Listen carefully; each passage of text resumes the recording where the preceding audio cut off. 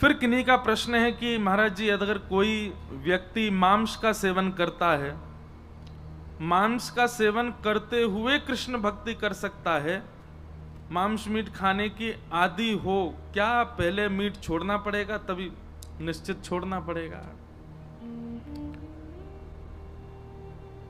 हमारे मंदिरों में इतना विचार किया जाता है कि ठाकुर जी के कई मंदिरों में सेवा में टमाटर का भी भोग नहीं लगता। क्यों? क्योंकि उसका स्वरूप अच्छा नहीं है।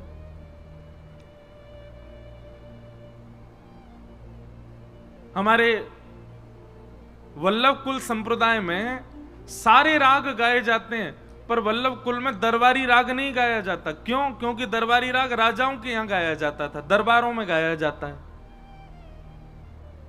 इतना सूक्ष्म विचार करते हैं ठाकुर जी के प्रस्तुति में, सेवा में, भोग में, सामग्री में, सब चीज में इतना भाव रखा जाता है। तो फिर मानव शुद्ध क्यों ना हो? अरे कोई मांस भक्षण करता है तो निश्चित है उसके चित्त में कहीं ना कहीं क्रूर स्वभाव विद्यमान है, और क्रूर स्वभाव राक्षस का होता है, और राक्षस कभी ठाकुर जी को प्राप्त नहीं कर सकते। और एक बात हमारी बहुत ध्यान से सुनिए, किसी को पाने के लिए कुछ त्यागना पड़ता है। प्रेम का यह स्वरूप है। सर्वगुण संपन्न होकर के और सारी व्यवस्थाओं में रह करके अगर आप किसी को पाना चाह रहे हो तो वो प्रेम नहीं है। प्रेम में तो कुछ ना कुछ त्याग किया जाता है, तभी मिलता है। मैं कथाओं में कहा करता हूं कि जब ब्याह होता है तो पति अपनी पत्नी के अनुसार कई त्याग करता है जीवन में, कि भाई उसको ये प्रिय नहीं तो मैं ऐसा ना करूं। पत्नी अपने पति के लिए त्याग करती है, और पति पत्नी एक दूसरे के लिए ना भी करें तो पति पत्नी अपने बच्चों के लिए त्याग करते हैं, बच्चे माता पिता के लिए त्याग करते हैं। मांस तो बहुत ऊंची कोटि की बात हो गई, यहां तो प्याज लहसुन तक का त्याग कर देते हैं। अरे हमारे यहां तो शास्त्रों में इतना भी वर्णन है कि ठाकुर जी को भोग लगाने के बाद जब आप पाओ और आपको तब अनुभव हो कि भाई सब्जी में तो नमक ही कम रह गया और दाल में तो मिर्च ज्यादा पड़ गई, तो उसके बाद यदि आप सुधार कर रहे हो तो भी अपराध माना जाएगा। ठाकुर जी ने जैसो पायो वैसे ही पाओ, उसको सुधारो नहीं। उसमें ऊपर से नमक नींबू, अब लोग चटपने के लिए सब करते हैं, पर ठाकुर जी को जैसी वस्तु धराई गई वैसी स्वीकार। और रही बात ये जो जिनका भी ये प्रश्न है, भगवान करे कि कम से कम ये ब्रजवासी तो नहीं हो जो ये मांस खा रहे हैं। नहीं, प्रश्न करने वाले तो ब्रजवासी लग रहे हैं, क्योंकि उन्होंने ऊपर ही लिखा महाराज जी श्री राधे श्री हरिवंश, तो वो तो अच्छे ही होंगे। पर जिनके लिए भी ये प्रश्न कर रहे हैं वो निश्चित है कि भगवान करे कि वो ब्रजवासी ना हो, क्योंकि ब्रजवासी होते हुए अगर मांस भक्षण कर रहे हैं तो ये तो बहुत बड़े दुर्भाग्य की बात है।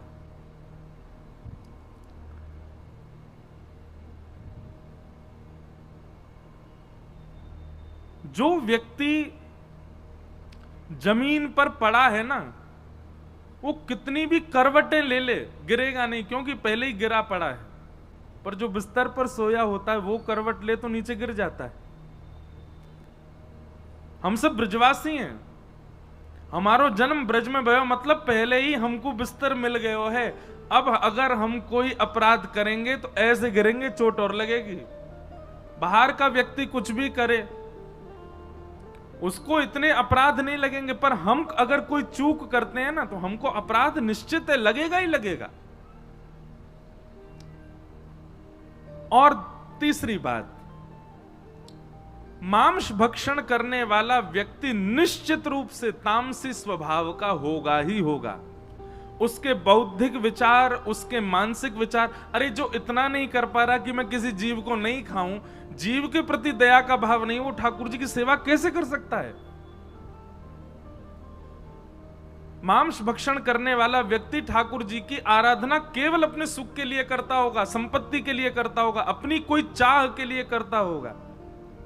स्वच्छंद प्रेम लक्षणा भक्ति का स्वरूप मांस भक्षी जीव कर ही नहीं सकता, कितना सुख लग रहा है कूलर बंद हो गए तो, है?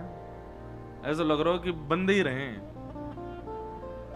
आवाज कम, यहां वाले इनको तो चल लो अभी, क्योंकि आवाज थोड़ी कम हो गई ना, हमको थोड़ा जोर लगा के बोलना पड़ रहा है, लेकिन ठीक है। तो मांस भक्षण के बाद आप ठाकुर जी की सेवा आराधना नहीं कर सकते। अच्छा एक बात और है, हम ऐसा कहते हैं कथा में अगर लाइट चली जाए तो समझ जाओ कि ठाकुर जी आए हैं। क्यों? ठाकुर जी को तेज इतनो है कि ठाकुर जी के तेज को ये सहन नहीं कर पाए, हमारे बंद है गए। तो कहीं ना कहीं कुछ ना कुछ, ठाकुर जी नहीं तो कोई सखी आई होंगी, कोई वृंदावन के कोई आचार्य आए होंगे, कोई तो आए हैं, तभी ये जो फ्लक्चुएशन हो, कभी लाइट कट जाए, कभी कुछ हो जाए। तो हम तो कथा में यही मानते हैं कि ठाकुर जी कोई निधि आई कथा में। तो मांस भक्षण करने वाला व्यक्ति, और उसमें भी आपने कहा कृष्ण भक्ति तो बिल्कुल ही नहीं कर पाएगा। वो पूजा कर सकता है, भक्ति नहीं कर पाएगा। उसका स्वभाव, उसका स्वरूप, और ऐसी कैसी कृष्ण भक्ति कर रहा है कि कृष्ण भक्ति करने के बाद भी उसके चित्त से मांस सेवन की इच्छा ना नष्ट हो। अरे महाराज, कृष्ण भक्ति तो ऐसी है कि वो पहनना ओढ़ना भी छुड़वा देती है। कृष्ण भक्ति तो ऐसी है, रातों की नींद उड़ा देती है। कृष्ण भक्ति तो ऐसी है कि जीव के चटोरेपन, नेत्रों के दर्शन, कानों के सुंदर संगीत सुनने की इच्छा, ये सब धीरे धीरे सम होती चली जाती है। कृष्ण भक्ति हमारे जीवन में आई है, इसका प्रमाण क्या है? आप अंतर्मुखी होते चले जाओगे। बाहरी संसार की योजनाएं, बाहरी संसार की वस्तुओं में ज्यादा मन नहीं लगेगा आपका। मांस भक्षण तो राम राम राम, ये तो बहुत दूर की बात है। ये कैसे हो सकता है?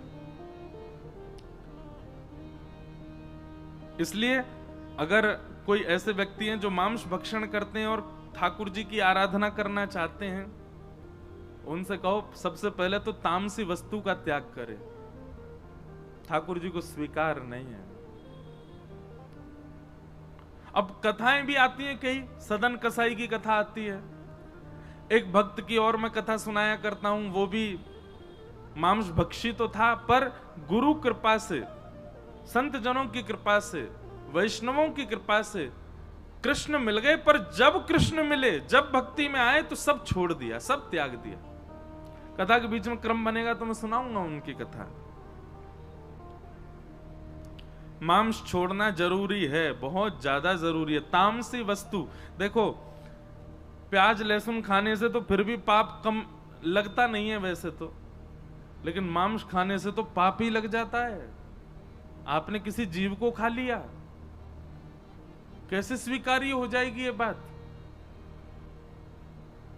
तो इसलिए कम से कम कृष्ण भक्ति का चित्त में यदि भावना उत्पन्न हो रही है कि हम कृष्ण भक्त बने, तो मांस तो त्यागना पड़ेगा, और धीरे धीरे तामसी हर वस्तु का त्याग करना पड़ेगा। फिर अगला प्रश्न किन्हीं का है। कल आपने कथा में कहा था कि भागवत जी का अशुद्ध उच्चारण ठाकुर जी को कष्ट देता है। तो हमको संस्कृत नहीं आती तो हम क्या भागवत जी नहीं पढ़ सकते? तत्श्रुण्वन प्रपठन विचारण परो भक्त्या विमुच्चेन नरः। बहुत ध्यान से सुनिएगा। जिनको संस्कृत का बोध नहीं है उनके लिए कथा में दो आज्ञा,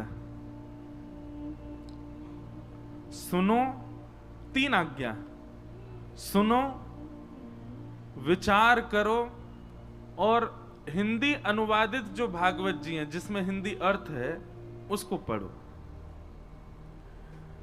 उसको आप पढ़ सकते हैं, पर संस्कृत श्लोक का उच्चारण करो तो फिर तो गुरुमुख होकर के, गुरुजनों से आज्ञा लेकर के शुद्ध ही करो। नहीं तो भागवत जी के पाठ से भी ज्यादा लाभदायी होती है भागवत जी का श्रवण, और श्रवण से भी ज्यादा लाभदायी होता है जो सुना उसका निरध्यासन, उसका विचार, उसका चिंतन। एक बात बताएं, आपने भोजन किया तो भोजन के बाद में ऐसी शास्त्रों की आज्ञा है कि भोजनांते शतपदम गच्छेत। भोजन के बाद में 100 कदम तो कम से कम चलना चाहिए उस भोजन को पचाने के लिए। भोजन हम कितनी देर में कर लेते हैं? ज्यादा से ज्यादा 8 मिनट में हमारा भोजन संपन्न हो जाता है। 8 मिनट के भोजन के पश्चात 100 कदम चलने की आज्ञा करते हैं। 4 घंटे का आप लोग भोजन कर रहे हो, एक प्रकार से ज्ञान को ग्रहण कर रहे हो, तो इसके बाद में कितनी देर आपको पचाने के लिए चाहिए होना चाहिए? एक दिन की कथा 4 घंटा आपने ज्ञान ग्रहण किया, कम से कम उसका कम से कम नहीं तो 5 से 6 घंटे का चिंतन होना चाहिए। आज एक एक वाक्य जो भी व्यासपीठ से महाराज जी कह रहे थे उसका क्या अर्थ निकलेगा, उसका क्या भाव बनेगा, उसके पीछे उद्देश्य क्या है, उसका चिंतन करो। चिंतन यदि नहीं होगा ना तो आप जीवन में उतार नहीं पाओगे, सुनने तक सीमित रह जाएगी बात। तो इसलिए अगर आप पाठ नहीं कर सकते संस्कृत में तो कथा सुनो, कथा का चिंतन करो, और पाठ करने का बहुत ही मन है तो फिर हिंदी अनुवादित पढ़ो, लेकिन वो पाठ नहीं माना जाएगा, वो केवल और केवल सामान्य अध्ययन स्वाध्याय माना जाएगा।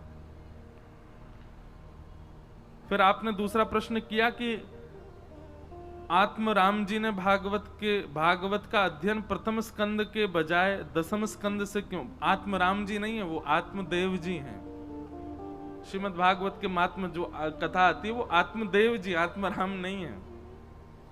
उन्होंने दसम स्कंद से पाठ प्रारंभ किया, दसम, एकादश, द्वादश, और फिर उसके बाद में पुनः 1 से प्रारंभ करके 10 तक, ऐसा उन्होंने पाठ किया, ऐसा भागवत जी में वर्णन है। क्यों किया? क्योंकि आत्मदेव जी का मन बहुत व्यथित था अपने पुत्र को लेकर के, और व्यथित हृदय की वजह से वो उस समय ऐसा कुछ चाह रहे थे जिससे कि उनके चित्त को परम शांति मिले, परम सुख की प्राप्ति हो। और श्रीमद् भागवत में परम शांत, परम सुख, परम आनंद प्रदायन तो तब होता है जब ठाकुर जी प्रकट होते हैं, और वो दसम स्कंद में होते हैं। तो इसलिए श्री आत्मदेव जी ने अपने हृदय को पहले शांत करने के लिए, क्योंकि अशांत हृदय को यदि ज्ञान प्रदान करोगे तो अशांत हृदय और ज्यादा व्यथित हो जाएगा, स्वीकार नहीं कर पाएगा।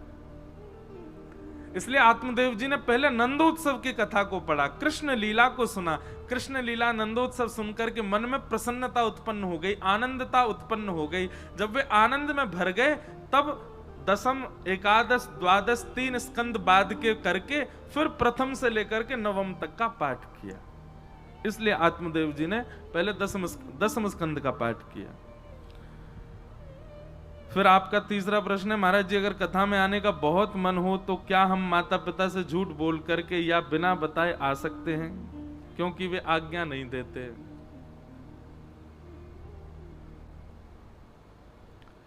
झूठ बोल करके पीने जाओ उससे अच्छा तो झूठ बोल के कथा सुनने आ जाओ। झूठ बोल करके खाने जाओ, झूठ बोल करके डोलवे जाओ, उससे अच्छा तो कथा में आ जाओ। अच्छा एक बात बताएं, भक्त को कैसा होना चाहिए? जैसा एक व्यसनी व्यक्ति व्यसन के लिए होता है ना, ऐसा ही भक्त को ठाकुर जी के लिए होना चाहिए। व्यसनी व्यक्ति केवल बहाने ढूंढता है व्यसन भोगने के। किसी को पीने में बहुत सुख मिलता है तो वो बस बहाने ही ढूंढेगा कि कैसे भी पीऊं, दुखी हूं तो पीऊं, सुखी हूं तो पीऊं, शादी है तो पीऊं, बेचारा एक मित्र बेचारा पधार गया तो पीऊं, हार गया तो पीऊं, जीत गया तो पीऊं। ऐसे ही मानव को भी होना चाहिए, व्यसन की तरह भक्ति करे, चाहे कुछ हो जाए, कैसे भी भक्ति करें, लेकिन प्रयास करो धीरे धीरे। माता पिता रीझ हैं, अरे कुछ गलत थोड़ी कर रहे हो आप। लेकिन आजकल मैं तो इतने युवा बालकों से मिलता हूं, मुझे इतनी चिंता होती है कभी कभी कि भैया हमारी कथा से इतने सारे युवा भक्ति मार्ग में आ तो रहे, पर अब माता पिता बड़े चिंतित हैं उनके। कई जगह जाता हूं, लगभग हर कथा में एक माता पिता की शिकायत होती, महाराज जी आप थोड़ी कथा ना ज्यादा भक्ति भाव वाली मत किया करो, क्यों हमारे बच्चे ऐसे हो गए, पूर्ण भक्त हो गए, और इनसे कहो ये ज्यादा ही भक्ति में आ गए। मैंने कहा अरे शुक्र मनाओ, पी करके कहीं पड़े तो नहीं है, शुक्र मनाओ, कुछ गलत खाते तो नहीं है, गलत व्यवहार तो नहीं करते, किसी के साथ छल तो नहीं कर रहे, कपट तो नहीं कर रहे, किसी का बुरा तो नहीं कर रहे, किसी के हक का खा तो नहीं रहे, किसी से झूठ तो नहीं बोल रहे, किसी के हृदय के साथ में खिलवाड़ तो नहीं कर रहे। जिन चीजों से मानव को चिंता होनी चाहिए उसकी चिंता तो नहीं है। इस बात की चिंता है कि ये भक्त हो गए, अब कैसे होगा।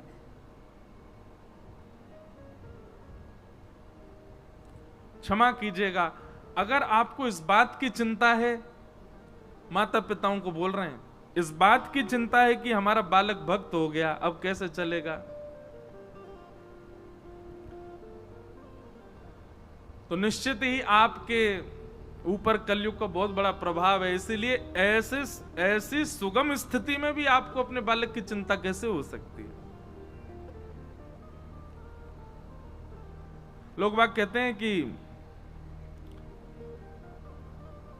थोड़ा बहुत महाराज जी आज के परिवेश में भी रहना चाहिए ना, आज के अनुरूप भी रहना चाहिए, कलयुग के प्रभाव से भी थोड़ा प्रभावित होना चाहिए। एक बात ध्यान पूर्वक सुनिएगा, ये थोड़ा प्रभाव और कम प्रभाव और ज्यादा प्रभाव नहीं होता, दो ही होते हैं, या तो पूरा प्रभाव या फिर बिल्कुल नहीं। ये थोड़ा इधर थोड़ा उधर ये वाला काम नहीं चलता है यहां पे। कभी कभी पी लेते हैं, वैसे तो हम खूब भक्त हैं, कभी कभी चल जाता है काम। ये कभी कभी वाला, ये थोड़ा थोड़ा और कम वाला काम नहीं होता है यहां पे। अगर कलयुग का प्रभाव होगा तो तनिक से भी अधिक हो जाएगा। आपने एक जगह भी कलयुग को स्वीकार किया तो पूरा पूरा कलयुग आपके पास आएगा, पूरे परिवार के साथ आएगा। इसलिए यदि कोई वैष्णव भाव में आ रहा है तो आप चिंतित मत होइए। और दूसरी बात हमारी बहुत ध्यान से सुनिएगा, वैष्णव भाव में आप अपनी इच्छा से नहीं आते, बच्चे अपनी इच्छा से नहीं आते, किसी वक्ता के सुनाने से नहीं आते। हम तो हजारों लाखों लोगों को कथा सुना रहे हैं, सभी वैष्णव क्यों नहीं हो रहे? हजारों लोगों में से गिनती के 4 या 5 बालक वैष्णव बन रहे हैं। इसका मतलब क्या है? वो अपनी इच्छा से वैष्णव नहीं बने, मेरी कथा सुन के वैष्णव नहीं बने, आपकी इच्छा से वैष्णव नहीं बने। किशोरी जी चाहती हैं वही वैष्णव बनता है, ठाकुर जी जिसको स्वीकार करते हैं वही वैष्णव मार्ग में आता है। रावण सब जानता था, सारे वेद पुराण सब पता थे उसको, संस्कृतज्ञ था, महादेव का रोज अभिषेक करता था, सब कुछ जानते हुए वैष्णव नहीं बन पाया। और वहीं जटायु जो एक मानव भी नहीं है, एक पक्षी के स्वरूप में है, लेकिन राम जी ने स्वीकार किया, बन गया वैष्णव। ठाकुर जी ने अपने हाथ से उसका अंतिम संस्कार किया। तो ये बात कहीं लिख लीजिए, हम तो खूब कथा में कहते हैं, एक बार भी यदि ठाकुर जी आपको प्रिय लग गए हैं, एक बार भी ठाकुर जी की कथा में 1 मिनट भी आपका मन लग गया है, भगवान का संकीर्तन कोई बढ़िया लग गया है, किसी भी रूप से वृंदावन वासी आपको प्रिय लग गए हैं, ठाकुर जी का प्रसाद प्रिय लग गया है, तो बस ये समझ जाना वो आपको प्रिय नहीं लगा है, उस समय ठाकुर जी को आप प्रिय लग गए हो, आप ठाकुर जी को भा गए हो, इसीलिए आपके चित्त में ऐसा भाव आ रहा है। तो भैया माता पिताओं से हमारी हाथ जोड़ के प्रार्थना, बच्चों की बिगड़े ना इसकी चिंता करो। हमारे बच्चे भक्त बन रहे हैं इसकी चिंता मत करो, कथा सुनने जा रहे हैं इसकी चिंता मत करो। हाँ, बच्चों से भी हमारी प्रार्थना कि कहीं एग्जाम से बचने के लिए कथा में आ रहे हो, अपनी पढ़ाई लिखाई कर्मों से बचने के लिए आ रहे हो, तो भैया नेक थोड़ा सा अपराध है, इसका कोई पाप नहीं लगेगा, लेकिन पहले अपना वो क्रिया जो है उसको पहले पूरी कर लो। तो माता पिता से झूठ बोल के कथा में आ सकते हैं, कोई दिक्कत नहीं, पर प्रयास करना कि धीरे धीरे वो मान जाएं। फिर एक महाराज जी आपसे छोटी सी विनती कि श्री यमुना जी के विषय में थोड़ा वर्णन करें कथा में। निश्चित करेंगे, यमुना जी का जब भाव आएगा तो फिर यमुना जी के बारे में खूब सुंदर व्याख्या करने का प्रयास करेंगे, जो जो हमारे आचार्य चरणों ने वर्णन की है। फिर किन्हीं का प्रश्न है कि भगवान ने अर्जुन को ही अपना सखा क्यों चुना, युधिष्ठिर धर्मराज हैं, भीष्म पितामह ज्ञानी हैं, सूरवीर थे, नकुल सहदेव और बाकी भीम भी सब योग्य थे, पर अर्जुन को ही क्यों चुना? आज बताएंगे कथा में, आज महाभारत का प्रसंग आएगा कथा में, तब इस बात को हम सुनाएंगे कि भगवान ने अर्जुन को ही क्यों स्वीकार किया। अच्छा, एक बात और है कि अर्जुन से भी श्रेष्ठ एक और मित्र है भगवान का, उसका नाम क्या है? उद्धव। अर्जुन के बारे में पूरी दुनिया जानती है कि अर्जुन भगवान का प्रिय मित्र है, पर अर्जुन से भी अति प्रिय ठाकुर जी को उद्धव है। इस विषय में हम आज महाभारत का थोड़ा प्रसंग आएगा तब चर्चा करेंगे। बोलो वृंदावन बिहारी लाल की जय। कल हम आप सब लोगों ने श्रवण किया कि किस प्रकार सौनक आदि ऋषियों के प्रश्नों के उत्तर में भगवान सूत जी कथा सुना रहे हैं, और सूत जी कथा सुनाते हुए भगवान के अवतारों का वर्णन करते हैं। अवतारों के वर्णन के पश्चात सूत जी ने भागवत जी की रचना कैसे हुई इस विषय को बताया। बहुत ध्यानपूर्वक सुनिएगा सब लोग।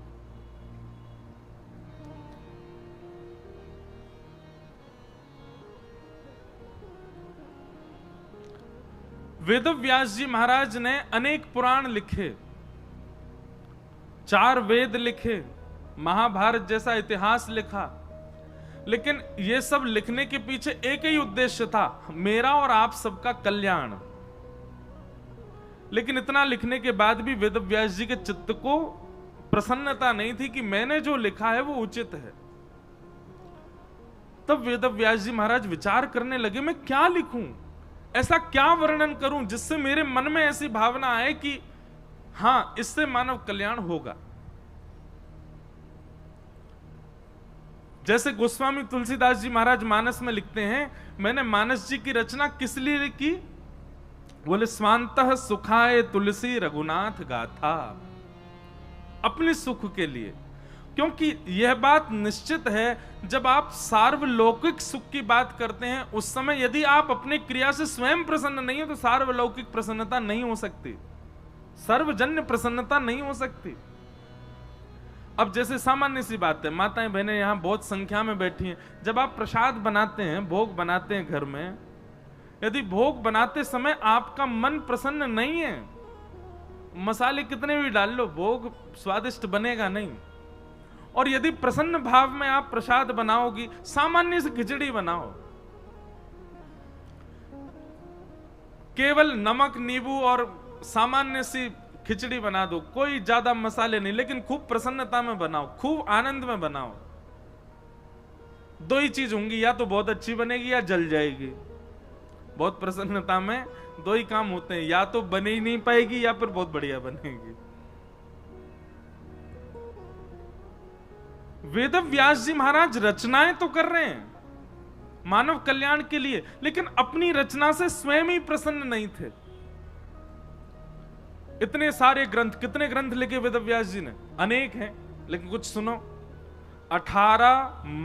17 उपपुराण, 17 महापुराण, 18 उपपुराण, ऋग्वेद, यजुर्वेद, सामवेद, अथर्ववेद,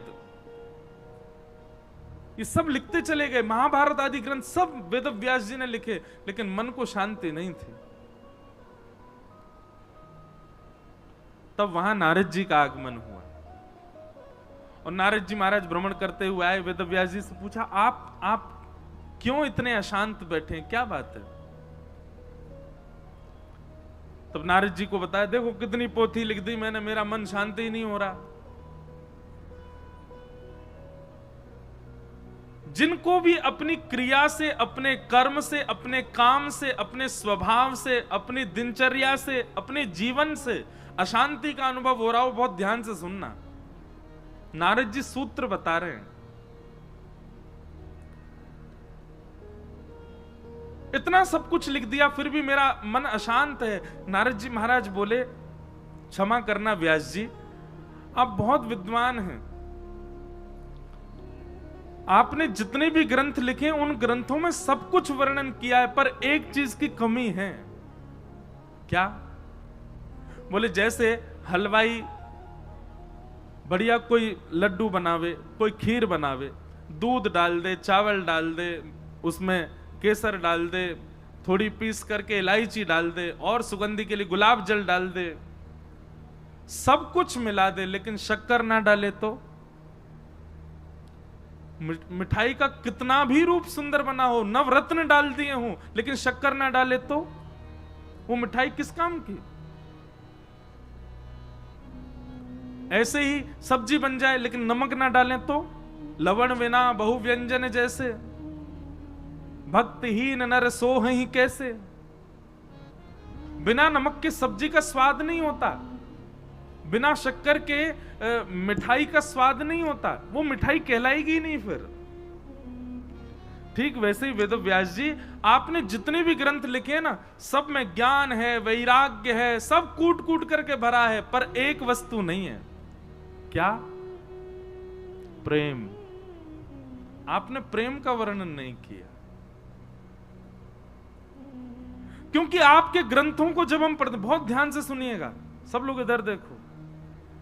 नारद जी महाराज कह रहे हैं, आपके ग्रंथों को पढ़ने के बाद, आपके द्वारा लिखे गए भावों को सुनने के बाद भगवान के प्रति श्रद्धा होती है, भगवान के प्रति विश्वास होता है, भगवान की पूजा का मन होता है, आराधना का मन होता है, व्रत का मन होता है। पर आपके किसी भी ग्रंथ को पढ़ने के बाद ठाकुर जी से प्रेम नहीं होता। वो भगवान लगते हैं, वो परमात्मा लगते हैं, वो अपने नहीं लगते किसी भी ग्रंथ को देखने के बाद में। इसलिए प्रेम को प्रकट नहीं किया, आपका मन इसीलिए अशांत है। व्यास जी, यदि आप चाहते हैं कि आपके चित्त को शांति मिले, ठौर मिले, तो ऐसी कोई रचना करो जिसको सुनने के बाद, जिसको पढ़ने के बाद, जिसके अध्ययन के बाद सुनने पढ़ने वाला व्यक्ति, बोलने वाला व्यक्ति भगवान को भगवान ना मान करके, परमात्मा को परमात्मा ना मान करके अपना कोई माने, ये मेरे हैं, उनके प्रति प्रेम प्रकट करे। चार पुरुषार्थ होते हैं, धर्म, अर्थ, काम और मोक्ष।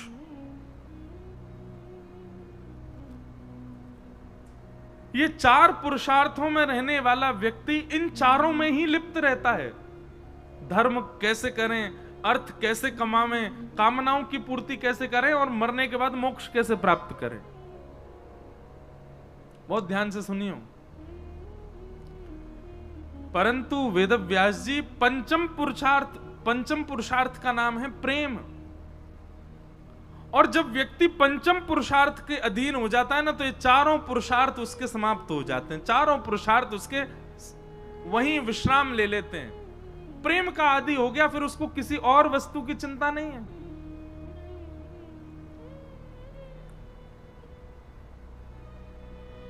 मीराबाई प्रेम की अधिकारी हो गई, और जब प्रेम के मार्ग में इतनी आगे बढ़ गई, तो उनके लिए फिर कोई नियम नहीं, उनके लिए कोई धर्म नहीं, उनके लिए कोई शास्त्र नहीं, उनके लिए किसी भी प्रकार का कोई आज्ञा नहीं थी। वो सब चीज से परे हो गई। अब देखा जाए तो माता पिता को छोड़ करके रहना, विवाह होने के बाद भी ससुराल से परे रहना, ये सब शास्त्र विरुद्ध है। लेकिन मीराबाई की प्रेम की स्थिति इतनी ऊंची पहुंच चुकी है कि अब उनके लिए कोई नियम नहीं है।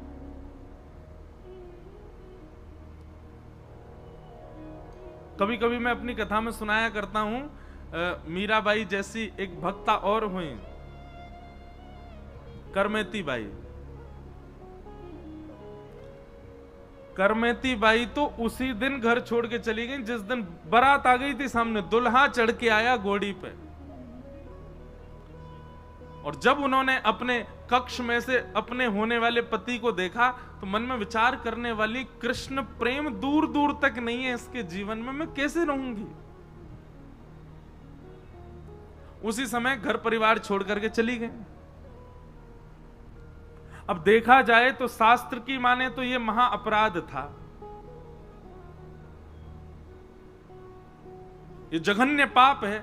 माता पिता को पीड़ा दे करके गई, पूरे परिवार में, अरे पूरे समाज में माता पिता की क्या इज्जत रह गई।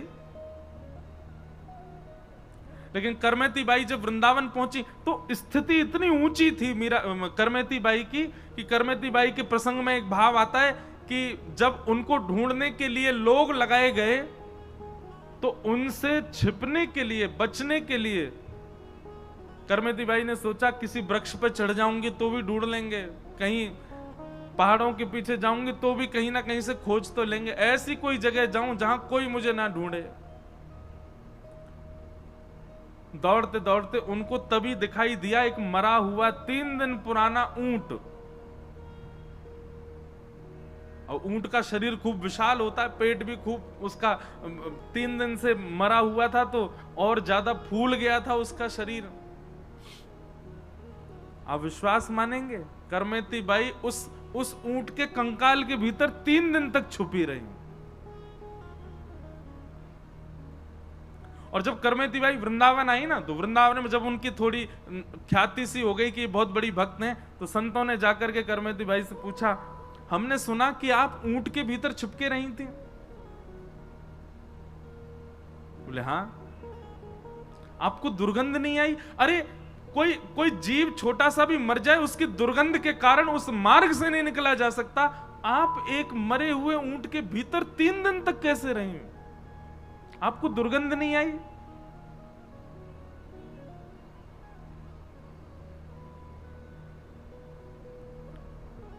करमेती बाई का उत्तर बहुत सुंदर था। करमेती बाई कहती हैं, वो तो केवल एक जीव के हाड मांस के गल जाने पर सड़ जाने की दुर्गंध थी, उससे कई गुना ज्यादा दुर्गंध तो संसार के विषय में है। जिस दिन संसार के विषय में दुर्गंध आने लग गई ना, उस दिन ये सामान्य से दुर्गंध नहीं लगेंगी।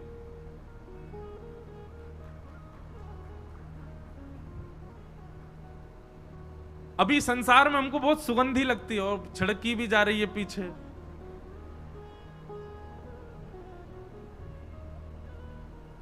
संसार के विषय बहुत अच्छे लगते हैं।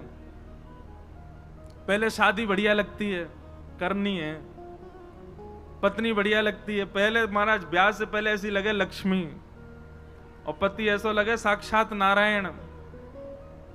मेरी हुई नहीं है, आप सबको ज्यादा पता होगा, मैं तो केवल देख देख करके बता रहा हूं।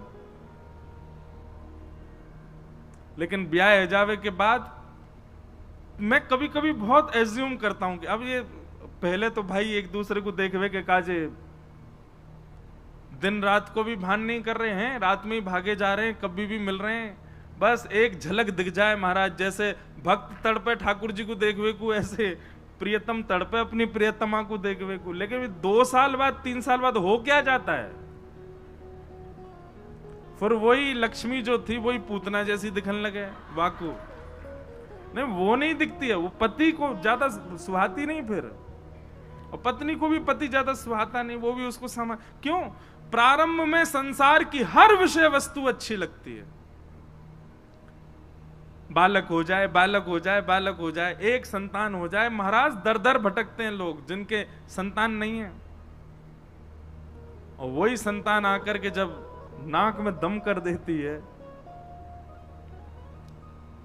फिर दर दर ढूंढते हैं कि ये सुधर जाए कैसे भी, इसकी बुद्धि सुधरे, इसका स्वभाव। महाराज जी का आशीर्वाद ले, गुरु जी का आशीर्वाद, गुरु जी इसको कुछ बताओ, ये बिल्कुल नहीं मानता, हमारी ऐसा हो गया।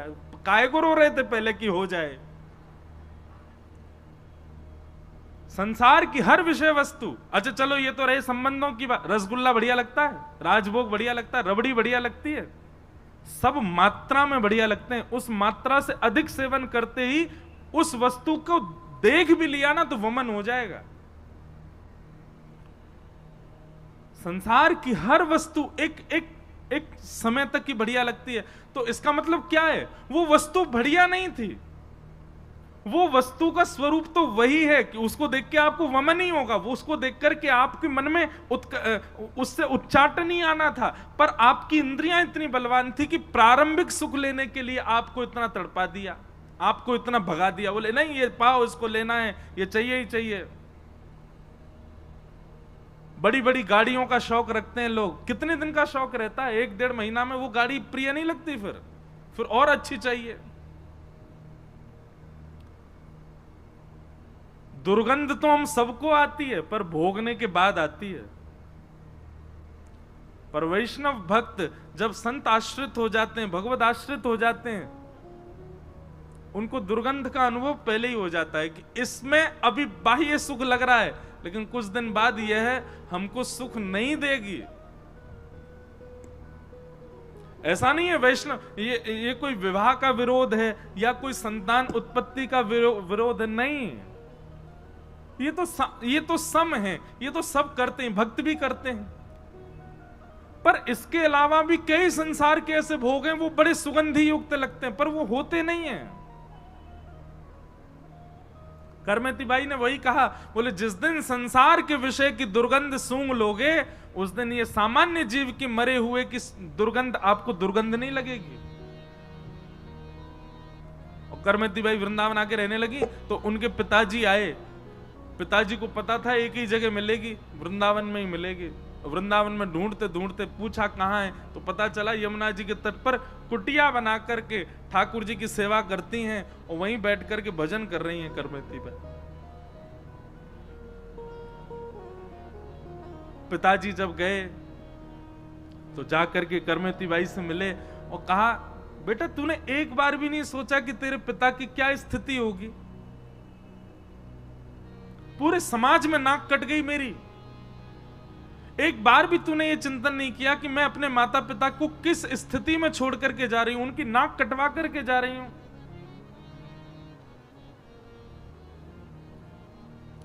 करमेती बाई कहती हैं, पिताजी क्षमा करना, आपको मेरी बात बुरी लग सकती है, पर मैं सत्य ही कहूंगी। नाक उनकी कटती है जिनकी होती है, और नाक उन्हीं की होती है जो कृष्ण भक्ति में आश्रित होते हैं।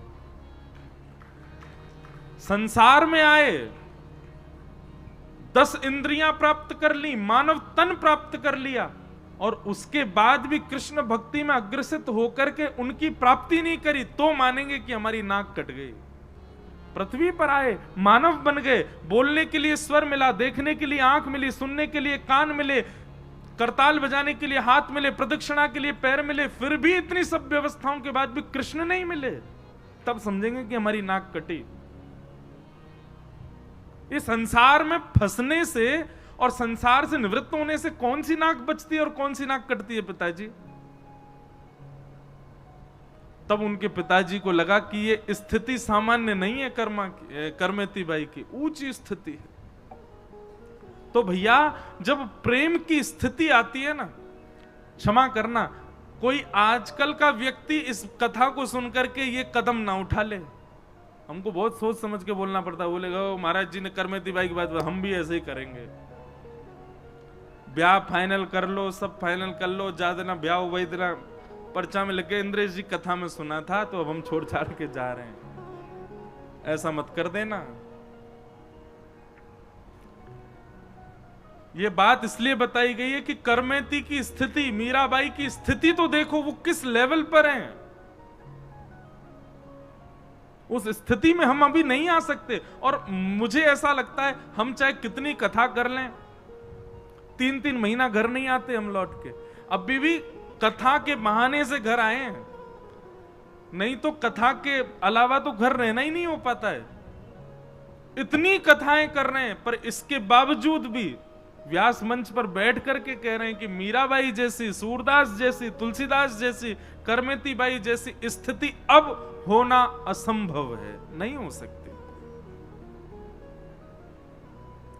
हम केवल कथा सुन लें और अपने जीवन में थोड़ा थोड़ा उतार लें, थोड़ा ही थोड़ा उतार लें, इतना ही हम कर सकते हैं। इससे ज्यादा नहीं हो पाएगा हमसे। कलयुग अपनी चरम स्थिति पर आ चुका है अब,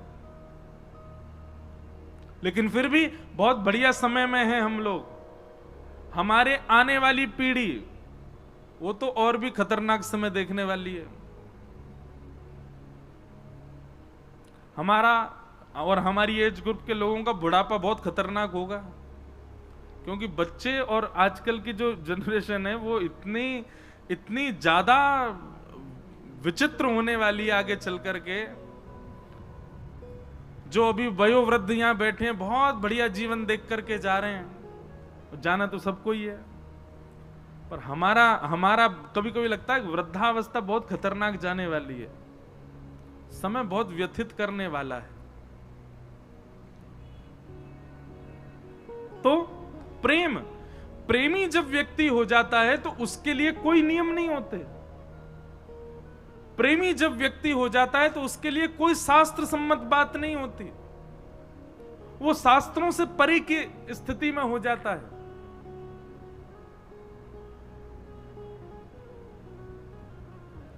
नारद जी महाराज कहते हैं, हे व्यास जी, आपने सब कुछ लिखा अपने ग्रंथों में, पर ऐसा कुछ भी वर्णन नहीं किया जिसको सुनकर के मानव को ठाकुर जी से प्रेम हो, इसलिए आपका मन व्यथित है। कृपा करके अब ऐसा कुछ लिखो जिसको सुनकर के परमात्मा से, पर ब्रह्म से, उस जगत नियंता जगदाधार से प्रेम हो सके। वेदव्यास जी बोले, कैसे लिखूं? बोले, चिंतन करो, और चिंतन करने के बाद में ठाकुर जी के प्रेम स्वरूप का चिंतन करो, ऐश्वर्य स्वरूप नहीं। शंख चक्र गदा पद्मधारी अपना सुदर्शन चक्र चलाते हैं महाराज, ऐसे महाभारत युद्ध लड़वाते हैं, बीच में खड़े होकर के ज्ञान देने लग जाते हैं, विराट रूप में प्रकट हो जाते हैं, एक साथ 16,108 पत्नियों के साथ 16,108 रूप धारण करके रहते हैं। ये सब बातें ठाकुर जी के ऐश्वर्य की हैं, ऐश्वर्य की बातें नहीं, ठाकुर जी के स्वभाव की बातें, ठाकुर जी के प्रेम की बातों का चिंतन करो और उसका वर्णन करो, तब आपके चित्त को शांति मिलेगी। तब वेदव्यास जी ध्यानस्थ हुए, और ध्यानस्थ होने के उपरांत जब उन्होंने रचना की तो फिर एक दिव्य ग्रंथ हम सबको प्राप्त हुआ जिसका नाम है श्रीमद् भागवत महापुराण।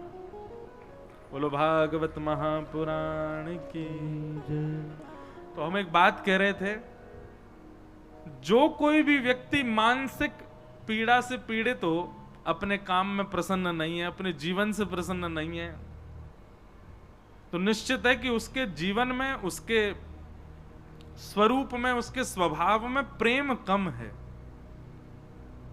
प्रेम जब आता है ना चित्त में, तो व्यक्ति को ठौर मिल जाती है, वो स्थित हो जाता है, वो स्थिर हो जाता है। और प्रेम केवल और केवल भागवत जी सिखाती हैं, भागवत जी से ही आप प्रेम सीख पाओगे। और याद रहे, ये प्रेम किसी संसार के व्यक्ति से नहीं हो सकता। मैं कहा करता हूं कथा में, प्रेम केवल और केवल ठाकुर जी से हो सकता है। संसार में तो आकर्षण होता है, संसार में तो प्यार होता है, संसार में तो वासना होती है, प्रेम नहीं होता। प्रेम तो केवल ठाकुर जी के लिए।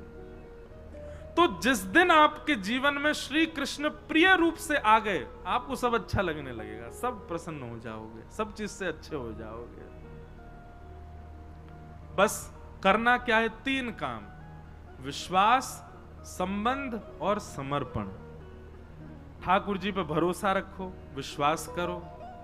दूसरी बात, संबंध बनाओ। ठाकुर जी से बिना संबंध की भक्ति मत रखो, कोई भी एक संबंध रखो और उस संबंध का परिपूर्ण रूप से पालन करो। जो भी संबंध माना है ठाकुर जी से, उसका पालन करो।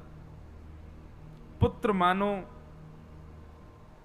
भाई मानो, सखा मानो।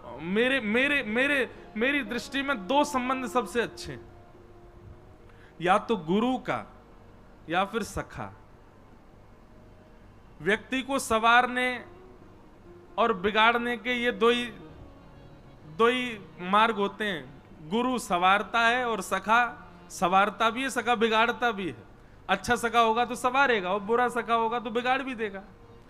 लेकिन सखा और गुरु के रूप में यदि ठाकुर जी हैं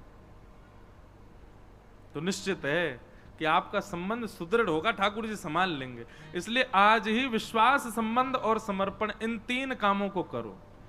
ठाकुर जी विश्वास करो, दूसरी बात संबंध बनाओ, और तीसरी बात समर्पण, समर्पित हो जाओ।